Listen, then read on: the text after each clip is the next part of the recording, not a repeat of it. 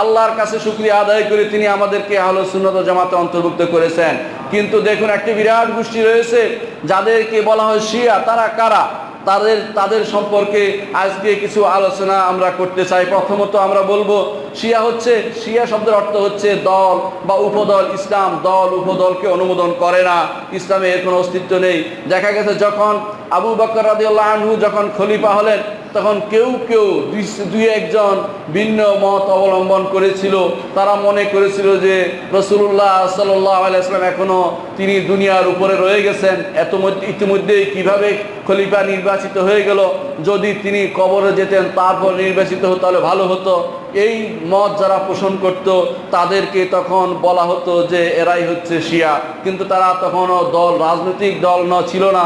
পরবর্তীতে আলী রাদিয়াল্লাহু আনহু যখন আবু বকর রাদিয়াল্লাহু আনহু হাতে বায়াত করেন, তখন সেটার অস্তিত্ব বিলীন হয়ে যায়। পরবর্তী দেখা যায় দ্বিতীয় পর্যায়ে এসে এমন গোষ্ঠী দাঁড়িয়ে যায় যারা আলী রাদিয়াল্লাহু আনহুকে সাহায্য সহযোগিতা করেছিল, তখন তাদেরকে বলা হতো শিয়াতে আলী বা আলীর গোষ্ঠী। আবার অন্য দিক থেকে যারা ছিল তাদেরকে বলা হতো শিয়াতে মুআবিয়া বা মুআবিয়া রাদিয়াল্লাহু আনহুর গোষ্ঠী।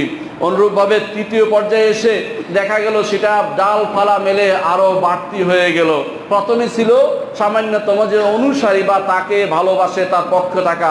পরবর্তীতে সেখানে দেখা গেল যে প্রত্যেক আকীদা গোষ্ঠী হয়ে গেল। এক একটা নতুন আকীদা ধারক বাহক তার নিজেদের মধ্যে তৈরি করে নিল। কিরকম? তাদের মধ্যে একদল ছিল, তাদেরকে বলো জায়েদিয়া। তারা যেমন বর্তমানে ইয়েমেনে যারা আছে, হুসিরা ক্ষমতা নেওয়ার আগে, দখল করার আগে সেখানে জায়েদিরা ছিল। এই জায়েদিরাও শিয়া, কিন্তু তারা ছিল অনেকটা সহনীয় পর্যায়ের। তারপরে বর্তমানে পৃথিবীর আনাচে কানাচে যে সমস্ত বেশিরভাগ শিয়া অর্ধেক দেখতে পান আপনারা, তার মধ্যে বিখ্যাত শিয়া হচ্ছে যারা ইরানে আছে, ইরানের ক্ষমতা নিয়েছে, ইরাকে আছে, ইরাকের ক্ষমতায় তারা আছে। অনুরূপভাবে বাহরাইনের একটা বিরাট অংশ দখল করে আছে। অনুরূপভাবে পাকিস্তানের একটা বিরাট অংশ তাদের নিয়ন্ত্রণে রয়েছে। এবং আফগানিস্তানে তারা কাফের মুশরিকদের সহযোগিতা করে নিজেরা ক্ষমতায় টিকে থাকতে চেষ্টা করছে। অনুরূপভাবে বর্তমানে হিন্দুস্তানেও যারা শিয়ারা রয়েছে তারাও ইমামিয়া বলে নিজেদেরকে, আবার ইসনা আশারিয়া বলে। তারা 12 ইমামিয়া নিজেদেরকে দাবি করে। মুহাম্মদ রাসূলুল্লাহ সাল্লাল্লাহু আলাইহি ওয়াসাল্লাম এক হাদিসে বলেছেন, লা ইয়াজালু হাযা দ্বীন আজিজান মা ইয়াকুনু ফি ইসনা আশারা খলিফা কুল্লুহুম মিন কুরাইশ। এই দিন শক্তিশালী থাকবে যতক্ষণ পর্যন্ত এই দিনের মধ্যে 12 জন খলিফা হবে, আর প্রত্যেকে হবে কুরাইশের থেকে। এই হাদিসটি সম্পর্কে তারা অপব্যাখ্যা করে নিজেদেরকে 12 ইমাম বানিয়ে নিয়েছেন। কিন্তু আপনারা ভালো করে জানেন তাদের শুধুমাত্র আলী রাদিয়াল্লাহু আনহু এবং হাসান ছাড়া আর কেউ খলিফা ছিলেন না। তাহলে তাদের সেই দাবি সম্পূর্ণরূপে মিথ্যা। এই হাদিস দিয়ে তাদের দলিল নেওয়ার কোনো সুযোগ নেই। আর একটি কারণও মিথ্যা, তা হচ্ছে এই 12 ইমাম বলতে আসলেই 12তম ইমাম পাওয়া যায়নি। কারণ তাদের 11 নম্বর ইমামের কোনো সন্তান ছিল না, নিঃসন্তান অবস্থায় তিনি মারা যান। তাহলে 12তম ইমাম তাদের সৃষ্টি হয়নি।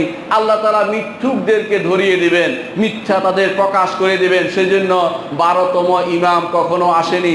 তারা বলে যে একজন বা এই আমাদের 11তম ইমামের একজন দাসী ছিল, দাসীর ঘরে এক সন্তান হয়েছিল।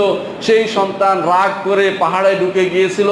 সেই পাহাড়ের সামনে আজও তারা দাঁড়িয়ে থাকে আর বলতে থাকে, ওখরুজিয়া মাওলানা, ওখরুজিয়া মাওলানা।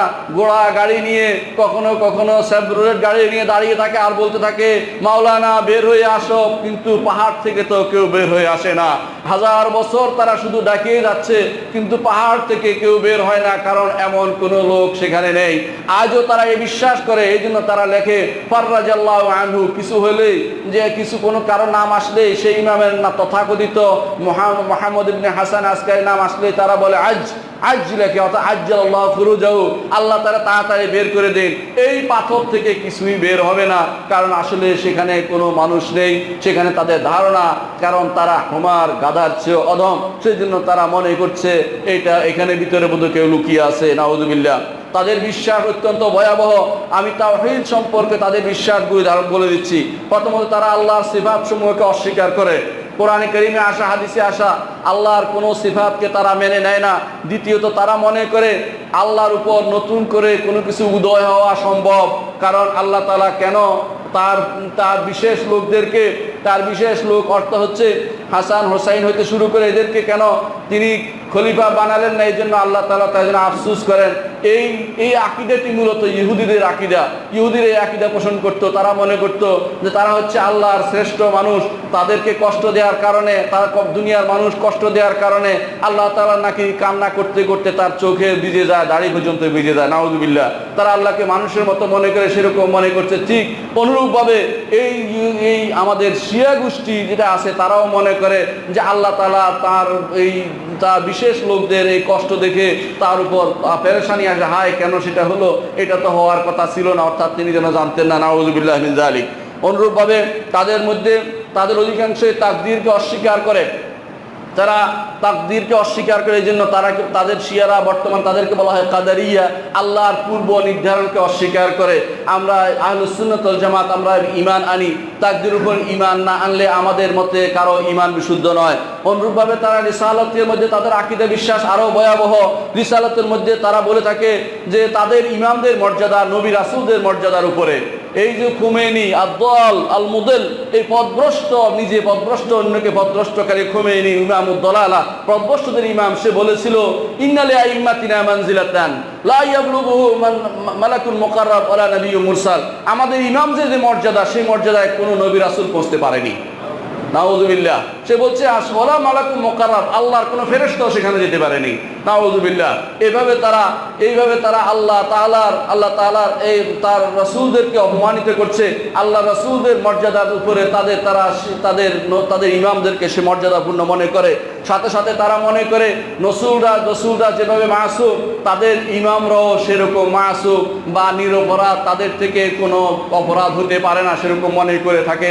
অথচ তাদের ইমামরাই বলতেন যে আমাদেরকে তোমরা মাসুম মনে করো না, আমরা মাসুম নয়। তারা বারবার সে কথা বলে গেছেন এবং তারা নিজেরাই তাদের কিতাবে ঠিক বিপরীতটা উল্লেখ করেন যে তাদের ইমামে এই করেছে ওই করেছে, তারা সেটা উল্লেখ করে থাকেন। তাদের কিতাবে উল্লেখ আছে যে তাদের দাবি দুই ধরনের দাবি আছে। এক ধরনের দাবি হচ্ছে তারা মাসুম, আরেক ধরনের দাবি তাদের বিরুদ্ধে বিভিন্ন রকমের তোহমত, তারা অপবাদ তারা দিয়ে থাকে।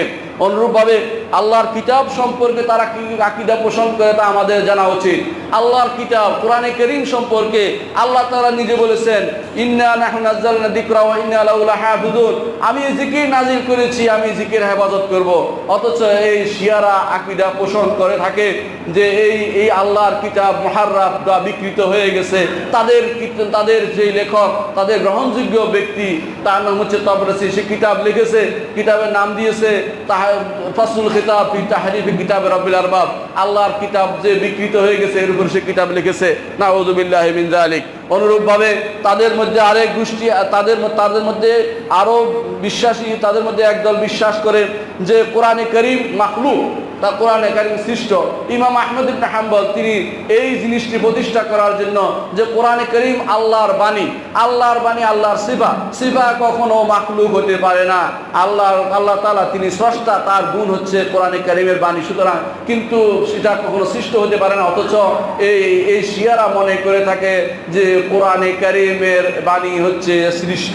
অনুরূপভাবে তারা কোরআনে কারীমের ভিন্ন ভিন্ন অর্থ দেয়, অর্থ প্রচার করে। যেখানে কোরআনে কারীমের কোনো আয়াত আসবে সেখানে তারা এমন অর্থ প্রচার করবে যে অর্থ আহলে সুন্নাত ওয়াল জামাতকে আক্রমণ করে। আপনারা আশ্চর্য হবেন, আয়েশা রাদিয়াল্লাহু আনহার বিরুদ্ধে তারা এমন আয়াত নিয়ে এসেছে যে আয়াতগুলি কোনো ঈমানদার মুসলিম যদি একবার শুনে তার মনে ঈমান জাগ্রত হবে। অথচ তারা সেগুলোকে আয়েশা রাদিয়াল্লাহু আনহার বিরুদ্ধে এমনভাবে দাঁড় করিয়ে দেয়, কোনো মানুষ যদি সেখানে যায় তা ধৈর্য রক্ষা করা তার জন্য কঠিন হয়ে পড়বে। আমি একবার গিয়েছিলাম লেবাননে, দেখলাম প্রতিমধ্যে তারা সুন্দর করে টেলিভিশন সেট করে দিয়েছে, আর টেলিভিশনের মধ্যে আয়েশা রাদিয়াল্লাহু আনহা সম্পর্কে এমন অপবাদ দিচ্ছে আপনার কান সেটা সহ্য করতে পারবে না। আবু বকর রাদিয়াল্লাহু আনহুকে গালি দিচ্ছে, উমরকে গালি দিচ্ছে, মনে হয় যেন সে গালি তাদের হচ্ছে দ্বীন, তাদের ধর্ম, এটাই তাদের আকীদা, এটাই তাদের আকীদা বিশ্বাস।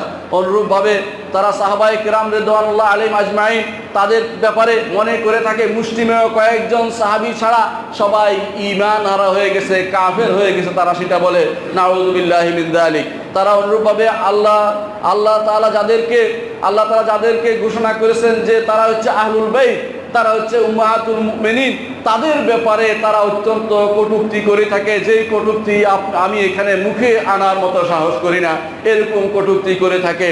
তারা আমাদের আহলুস সুন্নাত ওয়াল জামাতের কিতাবসমূহের ব্যাপারে কীরকম ধারণা করে শুনুন। আমাদের কোনো হাদিসের গ্রন্থ তাদের নিকট গ্রহণযোগ্য নয়, এবং তারা বলে থাকে যে তারা কাগজ থেকে কাগজে আনছে, আমরা মাসুম থেকে নিয়েছি। অর্থাৎ তাদের ইমামরা যেহেতু মাসুম, তাদের নামে মিথ্যাচার করে, কথা রটনা করে তারা যে হাদিস বানিয়েছে সেগুলি তারা গ্রহণ করে। আমাদের বুখারী, মুসলিম, আবু দাউদ, তিরমিজি, ইবনে মাজাহ, নাসাঈ হতে শুরু করে হাদিসের যত কিতাব আছে সমস্ত হাদিসের কোনো হাদিস তারা কোনোভাবে গ্রহণ করে না। যদি করে আপনার বিরুদ্ধে সেট করার জন্য সেটা উল্লেখ করবে, কিন্তু তারা এটার উপর ঈমান আনে না। তাদের কিতাবের কথাই হলো এটা যে এগুলি গ্রহণ করা যাবে না, কারণ এদের সর্বশেষ কথা হচ্ছে সাহাবী থেকে, আর তারা সাহাবাদেরকে যেহেতু ঈমানদার মনে করে না, সুতরাং সেই হাদিস তারা গ্রহণ করে না। তারা হাদিস গ্রহণ করে তাদের ইমাম থেকে। কাল আবু আব্দুল্লাহ আলাইহিস সালাম কাফি তার কুলাইনিতে আল ইস্তিবসারের মধ্যে এবং অনুরূপভাবে রাওদার মধ্যে, অনুরূপভাবে তাবরসি তার কিতাবের মধ্যে এই সমস্ত লোকগুলি যে সমস্ত হাদিস আনে তাদের হাদিসগুলি আর কিছু নাই। কাল আবু আব্দুল্লাহ আলাইহিস সালাম, কোথায় আবু আব্দুল্লাহ আলাইহিস সালাম কে? অর্থাৎ পরবর্তী প্রজন্ম যারা এসেছে, জাফর সাদেকের পরে যারা এসেছে তাদেরকে তারা তাদের কিতাব মনে করে, তাদের কথাই যথেষ্ট। রাসূলুল্লাহ সাল্লাল্লাহু আলাইহি ওয়াসাল্লামের কোনো হাদিস তারা দলিল হিসেবে গ্রহণ করে না, কারণ তাদের কাছে এই হাদিসগুলো সাহাবায়ে কেরাম যেহেতু বর্ণনা করেছেন, আর সাহাবায়ে কেরাম যেহেতু ঈমানদার নয় তাদের কাছে, সুতরাং হাদিস তারা গ্রহণ করে না। তাদের আখিরাত সম্পর্কে তাদের আকীদা হচ্ছে যে তারা মনে করে যে আলী রাদিয়াল্লাহু আনহু আবার ফিরে আসবে এবং 11 ইমাম 12 ইমাম ফিরে আসবে।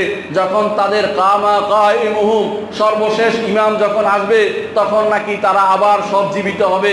জীবিত হয়ে এসে তখন তারা কুরাইশদেরকে কচুকাটা করবে এবং তাদেরকে শুলে লটকেবে এবং কাবার সাথে লটকে রাখবে। কাবার চাবি জোর করে নিয়ে যাবে। কেন কাবার চাবি জোর করে নিয়ে যাবে জানেন? কারণ রাসূলুল্লাহ সাল্লাল্লাহু আলাইহি ওয়াসাল্লাম কাবার চাবি নিয়েছিলেন, নিয়ে আলীকে দিয়েছিলেন যখন তিনি মক্কা বিজয় করেছেন। তারপর আল্লাহ তাআলা আয়াত নাজিল করলেন, ইন্নাল্লাহা ইয়া'মুরুকুম আন তু'আদ্দুল আমানাতি ইলা আহলিহা। আল্লাহ তাআলা নির্দেশ দিচ্ছেন আপনি আমানত তার পরিবারের কাছে সমর্পণ করুন। তখন আলী রাদিয়াল্লাহু আনহু আলী রাদিয়াল্লাহু আনহু থেকে রাসূলুল্লাহ সাল্লাল্লাহু আলাইহি ওয়াসাল্লাম সেই চাবি নিয়ে বনি সাইবার হাতে দিয়ে বললেন, খুযুহা খালিদা তালেদা, চিরস্থায়ীভাবে গ্রহণ করো।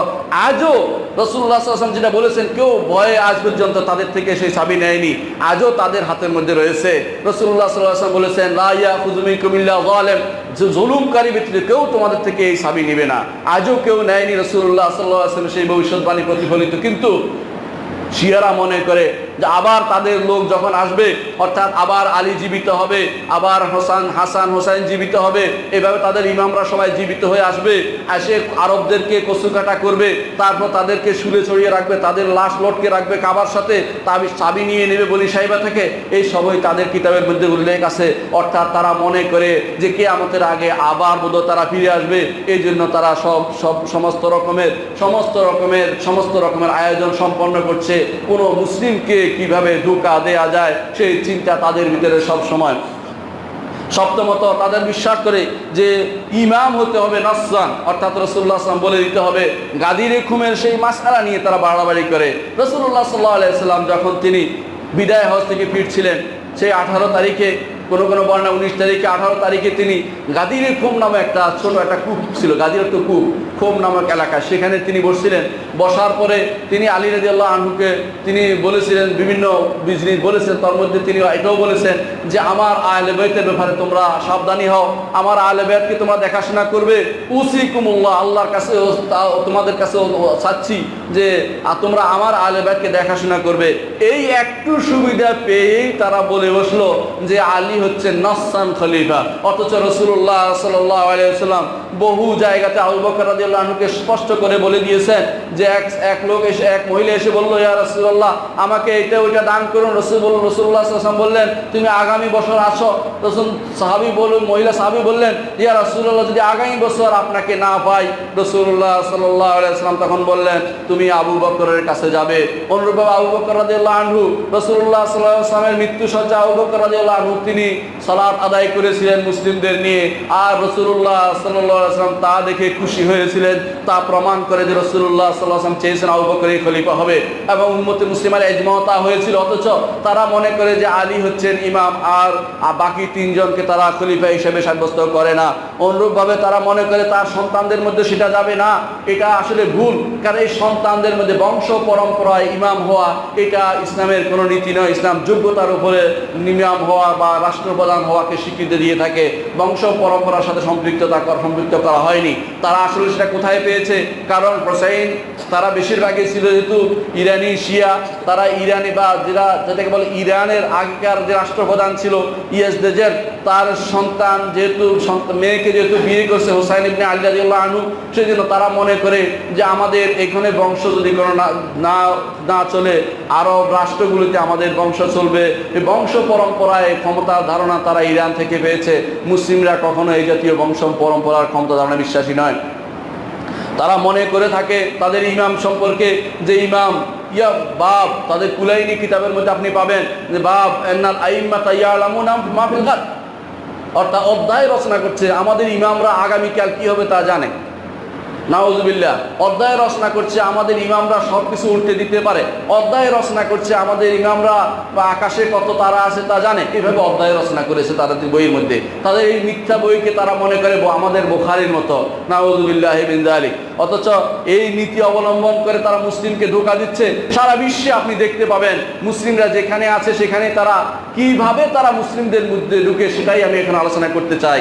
তারা এভাবে ঢুকে, তারা সবসময় কান্নাকাটি করবে একটা জিনিস নিয়ে, আলুল বাইত আলুল বাইত আলুল বাইত আলুল বাইত। রাসূলুল্লাহ সাল্লাল্লাহু আলাইহি ওয়াসাল্লাম পরিবারকে নিয়ে তারা খুব বাড়াবাড়ি করে। পরিবারকে এই করবে। আপনাকে আমি জিজ্ঞাসা করি, হুসাইন ইবনে আলী রাদিয়াল্লাহু আনহুকে কে হত্যা করেছে? কে হত্যা করেছে? আমরা আহলে সুন্নাত ওয়াল জামাত তাকে কখনো হত্যা করিনি, আলহামদুলিল্লাহ। আমাদের হাত রঞ্জিত হয়নি। সেটা হত্যা করেছে যারা তাকে ডেকে এনেছিল। তারা ডেকে এনে তাকে ছেড়ে চলে গেছিল, তারাই তো তাকে হত্যা করেছে। অনুরূপভাবে হাসান ইবনে আলী, তাকে কিভাবে তারা ছেড়ে চলে গেছে যখন তিনি বললেন যে না, আমি আমার দাদা জানের, আমার নানা জানের যে দুইজন মন্ত্রী ছিলেন আবু বকর এবং ওমরকে গালি দিতে পারবো না, তখন তারা তার পায়ের নিচ থেকে জায়নামাজটা পর্যন্ত ছিঁড়ে নিয়ে পালাতে আরম্ভ করলো। তখন হাসান ইবনে আলী রাদিয়াল্লাহু আনহু বুঝলেন যে এরা কখনো অস্থির মতি, এরা কখনো আমাকে সাহায্য করবে না। তখন তিনি আল্লাহ রাসূল সাল্লাল্লাহু আলাইহি ওয়াসাল্লাম ভবিষ্যৎবাণী মোতাবেক তিনি মুআবিয়া রাদিয়াল্লাহু আনহুর সাথে সন্ধিতে উপনীত হন। কারা ছেড়ে গিয়েছিল হাসান ইবনে আলীকে? শিয়ারাই তো ছেড়ে চলে গিয়েছিল। অনুরূপভাবে পরবর্তীতে প্রত্যেক জায়গাতে কারা অপমান করেছে আহলে বাইতকে অপমান করেছে এই শিয়ারাই। আহলে বাইত কখনো শিয়া ছিলেন না, প্রত্যেকেই আহলে সুন্নাত ওয়াল জামাতের ইমাম ছিলেন। আপনার যদি কোনো জয়নুল আবেদিন আলী ইবনে হুসাইন সম্পর্কে জিজ্ঞাসা করেন, জানতে পারবেন তিনি বলেছেন একটি কথা। তার কাছে কিছু লোক এসে আবু বকর এবং ওমরের বিরুদ্ধে কথা বলতে আরম্ভ করলেন। তখন তিনি বললেন যে তুমি কি মুহাজির? বলেন আমি মুহাজির না। বলে তুমি কি আনসার? বলে আনসার না। তো তুমি কি তাদের, আমি বিশ্বাস করি তুমি তো তাদের জন্য দোয়া করছো না। ওয়াল্লাযিনা জাউ মিন বাদিহিম ইয়াকুলুনা রব্বানা ইগফির লানা ওয়া লিইখওয়ানিনা সাবাকুনা বিল ঈমান, তাদেরও তো অন্তর্ভুক্ত তুমি হতে পারো নাই, বের হয়ে যাও আমার এখান থেকে। তারা বের হয়ে গিয়েছিল। এই জন্য কখনো ইমামরা এদেরকে কখনো ছাড় দেয়নি, সুযোগ দেয়নি। কিন্তু শিয়ারা শুধুমাত্র নিজেদের রক্ষার্থে তারা তার থেকে সম্পর্ক যুক্ত করছে যে আমরা আহলে বাইতের অনুসারী, আমরা আহলে বাইতের কথা বলি। আহলে বাইত তো তোমাদের কথা বলে না। আহলে বাইত কোরআন এবং সুন্নাহর কথা বলে। আহলে বাইত থেকে মুহাদ্দিসিনরা হাদিস নিয়েছেন, জাফর সাদেক থেকে হাদিস নিয়েছেন, মুহাম্মদ আল বাকর থেকে হাদিস নিয়েছেন। আহলে সুন্নাত ওয়াল জামাত তাদের থেকে হাদিস গ্রহণ করেছেন। পরবর্তী যাদের নাম উল্লেখ করা হয় তাদের মধ্যে অনেকেই হাদিস বিশারদ ছিলেন না এবং আলেম হিসাবে সুপরিচিত ছিলেন না, সেজন্য তাদের থেকে হাদিস গ্রহণ করা হয় না। কিন্তু তোমরা দলীয়ভাবে একজনকে তোমরা প্রাধান্য দিতেছ। দুনিয়ার বুকে যত ফিতনা তৈরি হয়েছে সমস্ত ফিতনার মূল হচ্ছে যে কোনো কিছু না বুঝে দলীয়ভাবে অন্ধভাবে কোনো কিছু গ্রহণ করা। আর কোরআন এবং সুন্নাহর অনুসরণ করা যারা, তারা কখনো অন্ধভাবে কিছু নেয় না। যারা প্রত্যেককে তার যথার্থ স্থান দিয়ে থাকে, যারা মনে করে থাকে আবু বকর ওমরের উপরে যারা অন্য কাউকে স্থান দিয়ে থাকে, তারা কখনো সত্যিকারের ঈমানদার হতে পারে না। তারা এরাই আমাদেরকে ঠকানোর জন্য কত সুন্দর নীতি তারা গ্রহণ করেছে। এই শিয়ারা কিরকম নীতি? তাদের সেই নীতির নাম হচ্ছে তাকিয়া নীতি। তাকিয়া অর্থ হচ্ছে যে ইল্লা আন তাত্তাকু মিনহুম তুকা, যদি ভয় পাও তাহলে ভিন্নভাবে কথা বলো, এরকম ভিন্ন ঘুরিয়ে পিছিয়ে কথা বলা, এটা হচ্ছে কিন্তু ওদের নিকট তাকিয়ে হচ্ছে মিথ্যাচার করা, জলাঞ্জলি মিথ্যাচার করা। এই জন্য আহলে সুন্নাত ওয়াল জামাতের ইমামরা সবাই একমত যে যেই জায়গাতে শিয়া আছে, রাফেদি আছে, তাদের থেকে কোনো হাদিস গ্রহণ করা যাবে না, কারণ তারা সবচেয়ে বেশি মিথ্যাবাদী, এরা সবচেয়ে বেশি মিথ্যা কথা বলে। আকযাবুন নাস আর রাফেদা, রাফেদা সবচেয়ে বেশি মিথ্যা কথা বলে, তার থেকে কোনো হাদিস গ্রহণ করা যায় না। এই জন্য আহলে সুন্নাত ওয়াল জামাত কখনো তার থেকে কোনো হাদিস নেই, কারণ তারা মিথ্যা কথা বলে। মিথ্যা কথার একটি জ্বলন্ত নমুনা হচ্ছে তারা তাকিয়া নীতি অবলম্বন করে। তারা মনে করে আপনাকে যদি কোনো একবার ঠকাইতে পারে, কোনো একটা কথা বলে আহলে সুন্নাত ওয়াল জামাতকে একবার ঠকাইতে পারে, তাহলে সে যেন হাসান হুসাইনের সাথে মুসাফা করার সওয়াব পাইল। আর দ্বিতীয়বার যদি ঠকাইতে পারে, সে যেন আলী রাদিয়াল্লাহু আনহুর সাথে মুসাফা করার সওয়াব পেল। আর যদি তৃতীয়বার আপনাকে ঠকাইতে পারে, সে যেন স্বয়ং মুহাম্মদ রাসূলুল্লাহ সাল্লাল্লাহু আলাইহি ওয়াসাল্লামকে তার সাথে মুসাফা করার সওয়াব পেল। আমি জানি না সেই সওয়াব কি, কিন্তু তাদের কিতাবে সেটা লেখা আছে, এই জন্য তারা সেটা বলে থাকে। তারা বলে থাকে আত্তাকিয়াতু দীনি ও দীনু আবাই, এটা মিথ্যাচার করে থাকে জাফর সাদেকের উপরে, সত্যবাদী জাফরের উপরে মিথ্যাচার করে থাকে এই সমস্ত লোকগুলো। তারা বলে থাকে যে তিনি বলেছেন তাকিয়া করা আমার নীতি, আমার দাদা জানের নীতি, আমার নানা জানের নীতি। নাউযুবিল্লাহ, রাসূলুল্লাহ সাল্লাল্লাহু আলাইহি ওয়াসাল্লামের উপরে মিথ্যাচার করেছে, আলী রাদিয়াল্লাহু আনহুর মতো সাহসী ব্যক্তির উপর তারা মিথ্যাচার করেছে, অনুরূপভাবে হোসাইনের উপর তারা মিথ্যাচার করছে। তারা আসলেই মিথ্যুক, এই মিথ্যুক জাতি, মিথ্যুকভাবে তারা রাসূলুল্লাহ সাল্লাল্লাহু আলাইহি ওয়াসাল্লামের আহলে বাইতের দাবি করে থাকে। আহলে বাইতের সাথে তাদের কোনো সম্পর্ক নেই। আহলে বাইত আসলে কারা? রাসূলুল্লাহ সাল্লাল্লাহু আলাইহি ওয়াসাল্লামের স্ত্রীরা হচ্ছে আহলে বাইতের, যারা পরিবারে থাকে তারাই হচ্ছে আহলুল বাইত। ঘরের ভিতরে কে থাকে? রাসূলের স্ত্রীরা থাকে। সন্তান সন্ততির মধ্যে যারা রাসূলুল্লাহ সাল্লাল্লাহু আলাইহি ওয়াসাল্লামের যারা সন্তান সন্ততি এসেছে দুনিয়া, তাদের মধ্যে আছে, তাদের মধ্যে ইমাম ইবনে তাইমিয়া রাহমাতুল্লাহ আলাইহি বলেন তারা হচ্ছে আলে আলী, আলে জাফর, সবাই আলে আকিল, সবাই আহলুল বাইতের ভিতরে। অনুরূপভাবে যারাই রাসূলুল্লাহ সাল্লাল্লাহু আলাইহি ওয়াসাল্লামের সন্তান সন্ততি অন্য রাসূলুল্লাহ সাল্লাল্লাহু আলাইহি ওয়াসাল্লাম অন্য মেয়ের ঘরে যারা আছে, তারাও আহলুল বাইতের অন্তর্ভুক্ত হবে। সুতরাং এর বাইরে যাবে না, এর বাইরে যাবে না, ঠিক ওটা গ্রহণ করতে হবে। কিন্তু তারা নিয়েছে আহলে বাইত শুধুমাত্র হুসাইনের বংশধর। আচ্ছা, হাসানের বংশধর কি অপরাধ করেছে? এই অপরাধ করেছে যে হাসান তো শিয়াদের বা অর্থাৎ ইরানি কোনো মেয়ে বিয়ে করেননি, এই জন্য ইরানি মেয়ে বিয়ে করেছেন তো হুসাইন, তার বংশে যে সন্তান হয়েছে, সুতরাং তারা মনে করে থাকে যে হুসাইনের তাদের বংশ আর্যদের, ইরানি অর্থ আর্যদের বংশ বৃদ্ধি হয় মেয়েদের মাধ্যমে। তারা মনে করে যে এইভাবে আমাদের বংশ এখানে রাজত্ব চলে গেলেও, ইরানে পারস্য চলে গেলেও আরবে সেটা জারি আছে, এই জন্য তারা সেটাকে ফুলিয়ে ফাঁপিয়ে বর্ণনা করে থাকে। এরা মিথ্যাচার করে, এর নাম দিয়েছে তাকিয়া নীতি, সরাসরি নিফাক। এখন আপনি আশ্চর্য হবেন, আপনার কাছে এসে বলবে যে কোনো আমাদের মধ্যে সুন্নাহ এবং শিয়াদের মধ্যে কোনো বিভেদ নেই। আপনি ইরানে যান, একটা মসজিদ পাবেন না কোনো সুন্নিদের। কেন পাবেন না? তেহরানে 93টা মসজিদ ছিল সুন্নিদের। এই তথাকথিত বিপ্লবের নামে সে যা করেছে, এই পথভ্রষ্ট খুমাইনি সমস্ত মসজিদগুলিকে উড়িয়ে দিয়ে শিয়াদের মসজিদ বানিয়ে দিয়েছে। আপনি ইরানের সংবিধানে স্পষ্টভাবে উল্লেখ আছে যে আহলুস সুন্নাহ ওয়াল জামাত তারা হচ্ছে সংখ্যালঘু। কিভাবে উল্লেখ করতে পারে? কোন রাষ্ট্রে কিভাবে একজন মুসলিমকে কিভাবে সংখ্যালঘু বানাতে পারে? সংখ্যালঘু তো অন্য দলের অন্য যারা কাফের তারা সংখ্যালঘু হিসেবে উল্লেখ করবে, মুসলিমকে সংখ্যালঘু হিসেবে উল্লেখ করেছে। সেখানে স্পষ্ট উল্লেখ আছে যে সদস্য হতে হলে, অর্থাৎ সেখানে যদি সংসদ সদস্য হতে হলে তাকে হতে হবে জাফর সাদেকের অনুসারী বা জাফরিয়া হতে হবে, অর্থাৎ আহলে সুন্নাহ ওয়াল জামাত হতে পারবে না। সেনাবাহিনী যেতে হলে তাকে জাফরিয়া হতে হবে। অনুরূপভাবে যে কোনো প্রত্যেকটি জায়গাতে স্পষ্টভাবে উল্লেখ করা হয়েছে যে জাফরিয়া হতে হবে। তথাকথিত জাফরের দিকে তারা সম্পর্ক করে, অথচ জাফর সাদেক তাদের থেকে সম্পূর্ণ বিমুক্ত। তারা এই যে এইভাবে আহলে সুন্নাহ ওয়াল জামাতকে তারা এইভাবে ইরানে নিষ্পেষণ চালিয়ে যাচ্ছে। তাদের দেশে আবু বকর ও ওমর বলতে কেউ নেই। আবু বকর ওমর বলতে কেউ নাম রাখা নিষিদ্ধ, সেখানে রাখতে পারে না। তারা একটা ছাগলকে, একটা গরুকে একটা আবু বকর ওমর বানিয়ে পিটিয়ে মারে আর বলে আবু বকরকে মারছি, ওমরকে মারছি। নাউযুবিল্লাহ, এভাবে কি অবলা এই প্রাণীকে মেরে তারা নিজেদের হীন স্বার্থ চরিতার্থ করতে চেষ্টা করে এবং নিজেদের বিদ্বেষকে তারা প্রসার করে। আপনি তাদেরকে যদি না চিনেন, যারা মুসলিমরা সেখানে বাস করে তাদের সাথে আলাপ করলে আপনি দেখতে পাবেন। আমার বন্ধুরা সেখানে ছিল, পড়েছে। আমার বন্ধু আব্দুল গফফার দেখতে কত সুন্দর মানুষটি, মদিনা ইউনিভার্সিটিতে পড়েছে।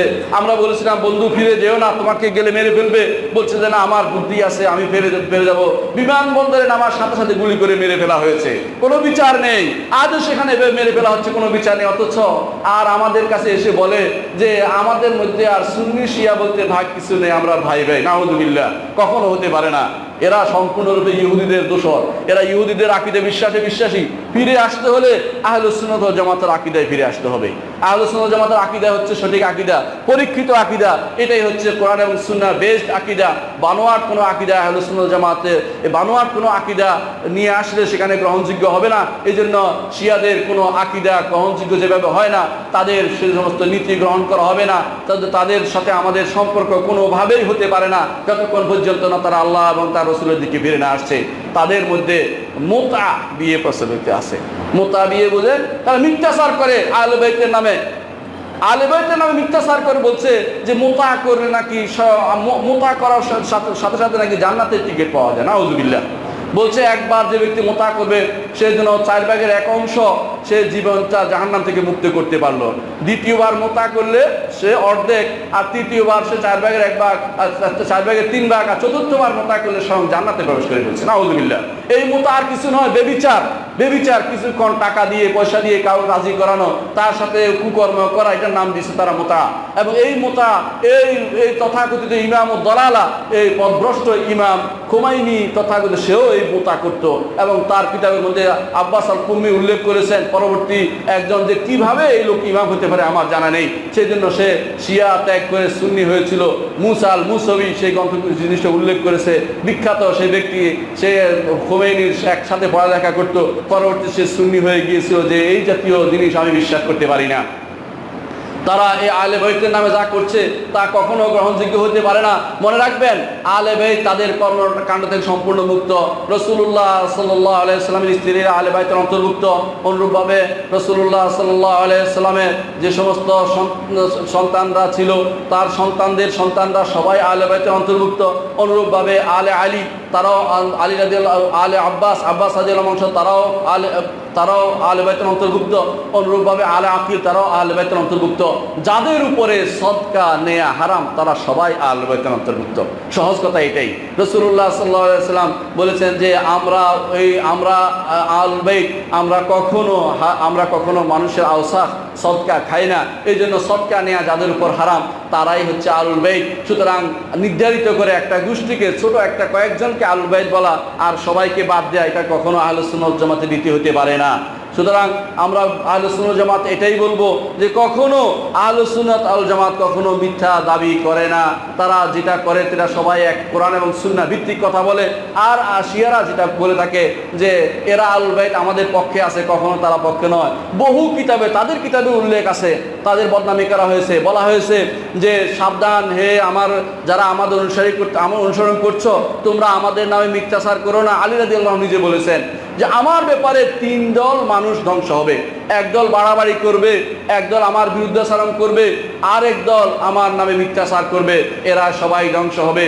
এরা সবাই মিথ্যাচার করছে আলী রাদিয়াল্লাহু আনহু। অনুরূপভাবে এদের মধ্যে একটা বিরাট গোষ্ঠী হাসানের নামে মিথ্যাচার করছে, একটা বিরাট গোষ্ঠী হোসাইনের নামে মিথ্যাচার করছে। এরা সবাই শিয়া। আলহামদুলিল্লাহ, সুন্নিদের আলহামদুলিল্লাহ মুখে কখনো তাদের পক্ষে খারাপ কিছু বলে না। বরং আমাদের ইমাম তাহাবী রাহমাতুল্লাহ আলাইহি তার এই সংক্ষিপ্ত আকীদা তাহাবীতে উল্লেখ করেছেন যে আমরা আহলুল বাইতের সাথে সম্পর্ক রক্ষা করি, তাদের সম্মান যথার্থভাবে দেই এবং তাদের মর্যাদা আমরা স্বীকার করি। তবে তাদের ব্যাপারে বাড়াবাড়ি করি না। বাড়াবাড়ি অর্থ হচ্ছে তাদের যেই মর্যাদা আল্লাহ এবং তার রাসূল তাদেরকে দেননি সেটা আমরা বলি না, বরং তাদের মধ্যে ঈমান এবং তাকওয়ার ভিত্তিতে মর্যাদা নির্ধারিত হবে। যার ঈমান নাই, যে সে আহলে বাইতের লোক হলো, সেটা গ্রহণযোগ্য হবে না। রাসূলুল্লাহ সাল্লাল্লাহু আলাইহি ওয়াসাল্লাম বলেছেন মান বাত্তা বিহি আমালুহু লাম ইউসরা বিহি নাসাবুহু, যার আমল তাকে পিছিয়ে ফেলে দিয়েছে তার নসব তাকে সামনে এগিয়ে দিবে না। বংশের মাধ্যমে জান্নাত যাওয়া যাবে না, আমলের মাধ্যমে আল্লাহ তাআলা তার দয়ায় মানুষকে জান্নাতে দিবেন। আকুলু কাওলি হাযা ওয়া আস্তাগফিরুল্লাহ লি ওয়া লাকুম ওয়া লিসাইরিল মুসলিমিন ফাস্তাগফিরু ইন্নাহু হুয়াল গফুরুর রাহিম।